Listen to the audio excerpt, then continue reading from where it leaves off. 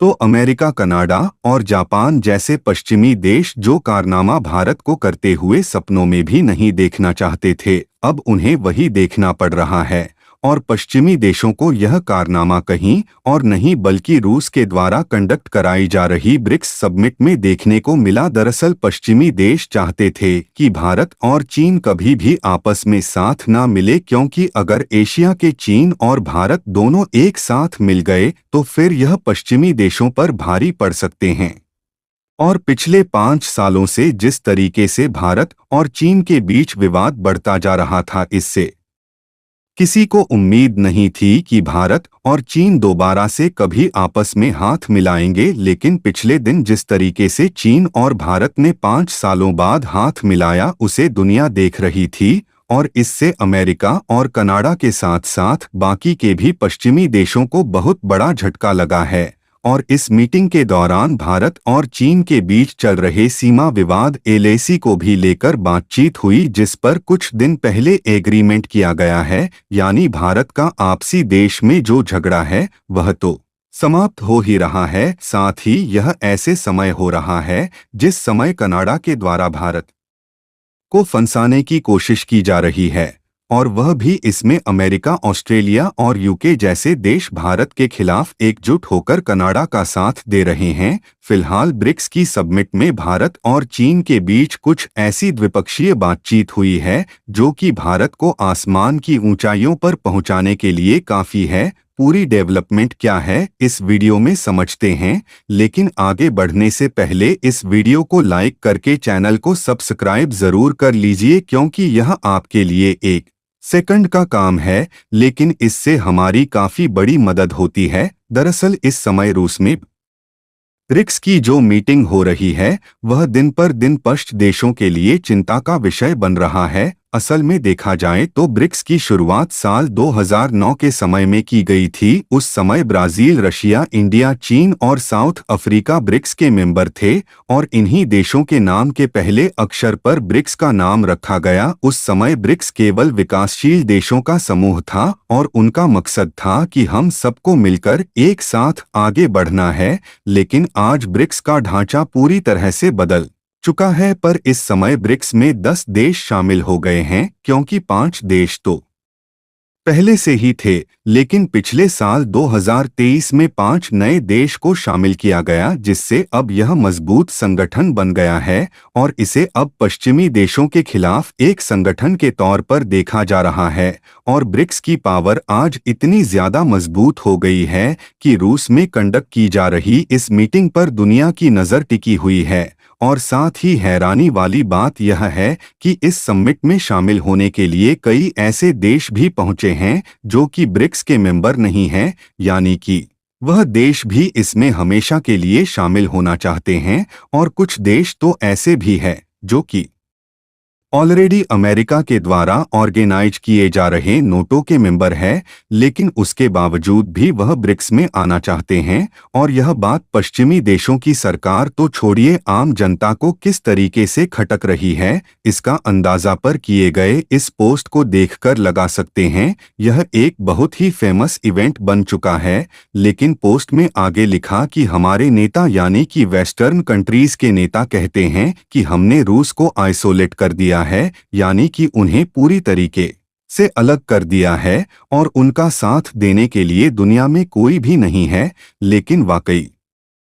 में सोचने वाली बात तो यह है कि हमने रूस को आइसोलेट कर दिया या फिर हम खुद ही आइसोलेट हो गए हैं। दुनिया के सभी कंट्रीज से दुश्मनी लेकर हमें तो सबसे ज्यादा खुशी इस आर्टिकल को देखकर हुई, जिसमें भारत के खिलाफ हमेशा जहर उगलने वाला न्यूयॉर्क टाइम्स ने यह हेडलाइन बनाया कि पुतिन टिप टुचेरा की इन सब की उम्मीद तो जरूर थी कि भारत, रूस और चीन मिलकर इस बार ब्रिक्स समिट में कुछ बड़ा जरूर करने वाले हैं। लेकिन इस बात को किसी ने भी नहीं सोचा था कि जिस तरीके से पिछले 5 सालों से पीएम मोदी और चीन के शी जिनपिंग आपस में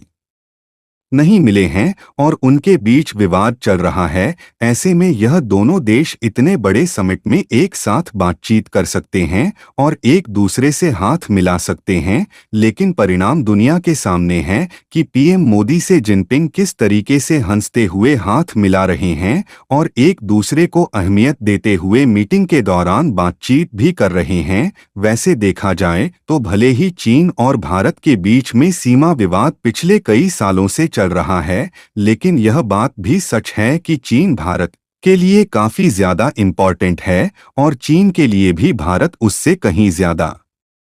इम्पोर्टेंट है, क्योंकि कुछ साल पहले अमेरिका भारत का सबसे बड़ा ट्रेडिंग पार्टनर था, लेकिन इस साल चीन ने पीछे छोड़ दिया है और इस समय भारत का सबसे बड़ा ट्रेडिंग पार्टनर चीन बन चुका है, जिसमें दोनों देशों के बीच हर साल 118 बिलियन डॉलर का व्यापार होता है, जिसमें भारत का जो एक्सपोर्ट है वह लगभग 16 बिलियन डॉलर के करीब है, जबकि हमारा चीन से इंपोर्ट काफी ज्यादा है और उसकी वैल्यूएशन लगभग 101 बिलियन डॉलर है, यानी कि हमारा एक्सपोर्ट चीन में काफी कम है। इसलिए हमारी कमाई चीन से कम होती है, लेकिन हमारी जरूरतें चीन से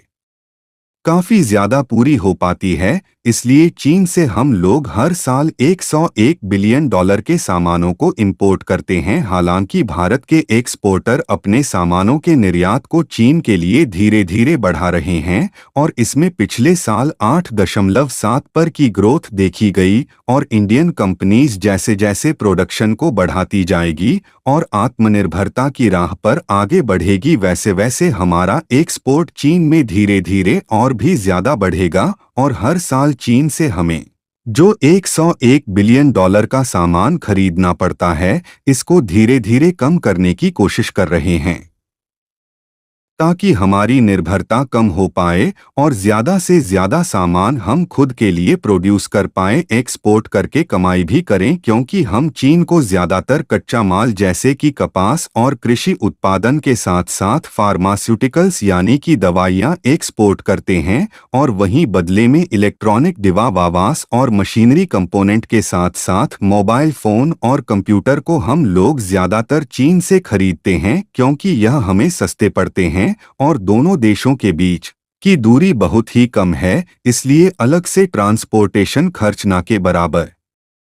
लगता है। यानी कि हम दोनों देशों के बीच के व्यापार को संतुलित कर सकते हैं, लेकिन पूरी तरीके से खत्म नहीं कर सकते। इसीलिए भारत का चीन के साथ रिश्ता मजबूत होना काफी ज्यादा जरूरी है और रूस के लिए भी भारत और चीन दोनों इम्पोर्टेंट है। इसलिए रूस चाहता है कि यह दोनों देश आपस में ना लड़े और साथ में मिलकर आगे बढ़े और रूस की मदद से भारत और चीन की नजदीकी संभव हो पा रही है। साथ ही LAC यानी कि लाइन ऑफ एक्चुअल कंट्रोल की सुरक्षा चीन और भारत ने एक साथ में करने के लिए भी एग्रीमेंट कर लिया है और आज ब्रिक्स की ताकत को देखा जाए तो रूस, भारत और चीन के कारण ही दुनिया की 45% पॉपुलेशन इसमें शामिल हो चुकी है और साथ ही विश्व में शामिल देशों की टोटल इकोनॉमी देखी जाए तो 35% अर्थव्यवस्था तो केवल ब्रिक्स में ही आ जाती है। फिलहाल भारत की जरूरत दुनिया के सभी देशों को महसूस हो रही है। उसके लिए कमेंट बॉक्स में जय हिंद जय भारत जरूर लिखें और इस वीडियो को एक लाइक करके अपने मित्रों तक शेयर जरूर करें ताकि उन्हें भी जानकारी मिल सके। इसी तरह और भी नॉलेजेबल वीडियो देखने के लिए चैनल को सब्सक्राइब करके बेल आइकन को ऑल पर जरूर सेलेक्ट करें। जय श्री राम।